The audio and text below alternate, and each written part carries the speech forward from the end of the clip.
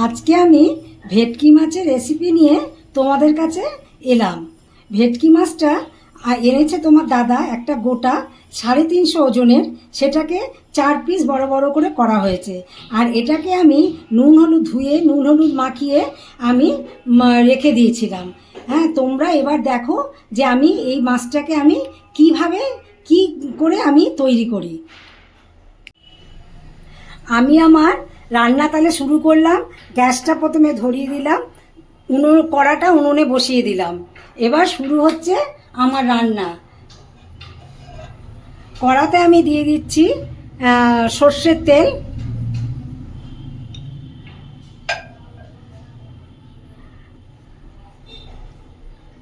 কড়াতে আমি দিয়ে দিচ্ছি সর্ষের তেল, কিছুটা বেশ বেশি পরিমাণেই দিয়ে দিচ্ছি।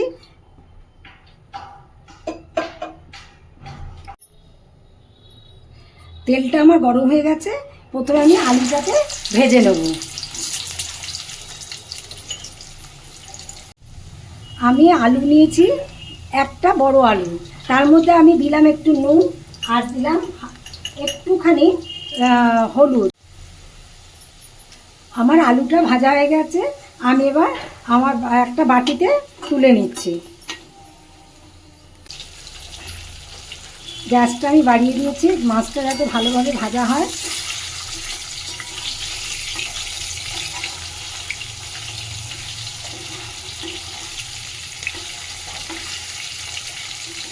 ভেটকি মাছটা যদি ভালো মতন করা যায় ঠিক খেতে খুব সুন্দর লাগে। ভেটকি মাছটা সবাই ভালোবাসে খেতে।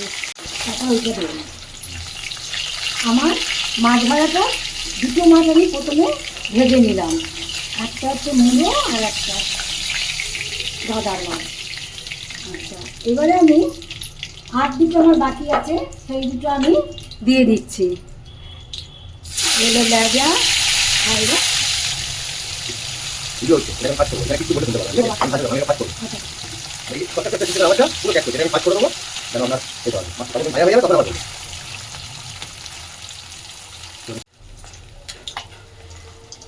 মাছ আমি কখনো বেশি কড়া করে ভাজি না, মিডিয়ামে ভাজি, না বেশি কড়া না বেশি নরম।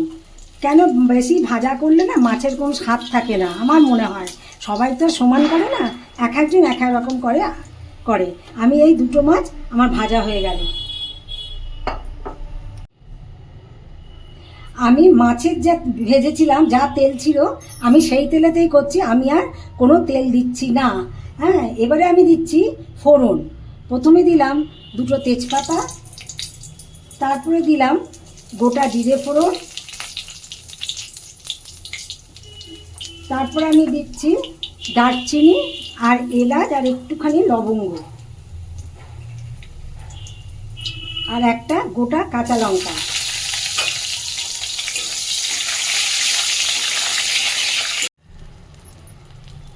এবারে আমি দিচ্ছি 1 চামচ বড় চামচের 1 চামচ লঙ্কা আর আদা বাটা, আদা বাটা।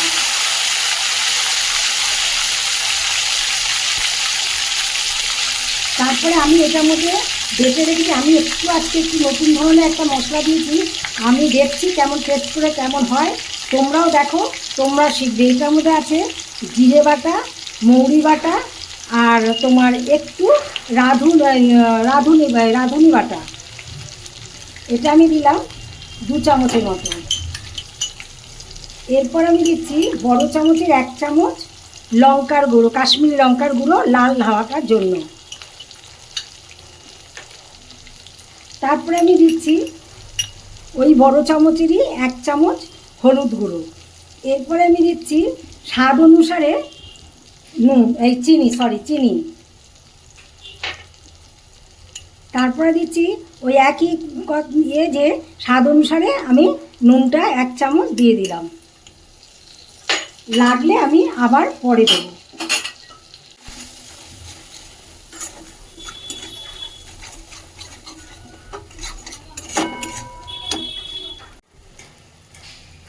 আমি একটুখানি মশলা ধোয়া জল দিচ্ছি। কেন? এই যে যদি মশলাটা পুড়ে যায় নিচ থেকে, তার জন্য একটুখানি আমি জল দিয়ে দিলাম। আমি যতক্ষণ না মাছের তেল একটা ভেসে ওঠে মশলা, আমি ততক্ষণ একটু মশলাটাকে কষবো।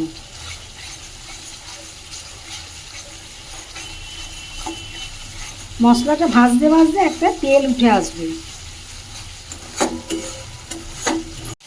আচ্ছা, আমার রান্নাটা মশলাটা যদি কষলাম তাতে আমার মশলাটা তেল উঠে এসেছে। এবারে আমি এর মধ্যে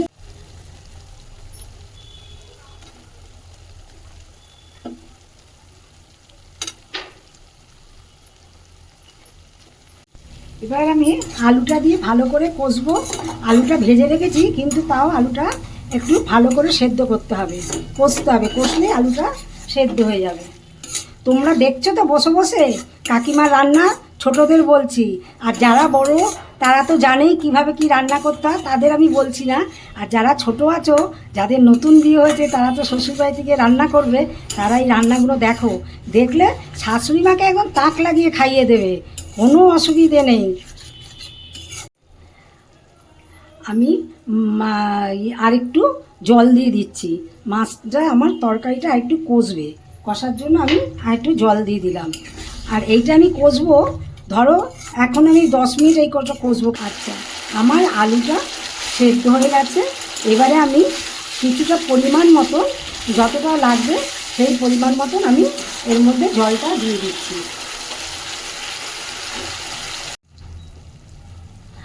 আলুটা আমার সেদ্ধ হয়ে গেছে আর মশলার তেলটা খুব সুন্দরভাবে উঠে গেছে। মাছের আলু মশলা কষানো হয়ে গেছে। আমি এবার জল দিচ্ছি 200। এটা আমি কষাটার মধ্যে জল ঢেলে দিয়েছি। এবার এটা ফুটলে আমি মাছগুলো ছেড়ে দেবো।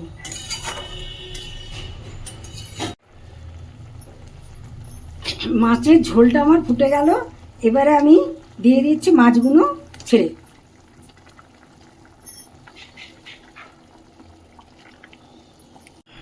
মাছগুলো আমি একটু উল্টে দিচ্ছি।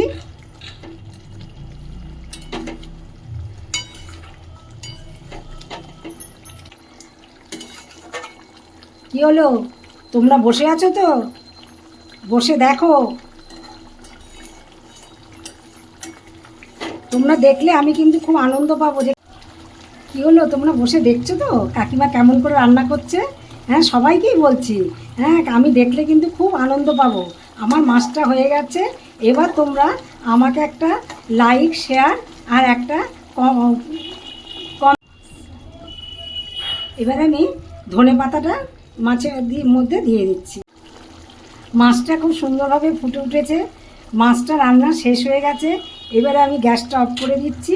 হ্যাঁ, তোমরা দেখো, দেখে কেমন হয়েছে কাকিমাকে কমেন্ট করে জানাবে।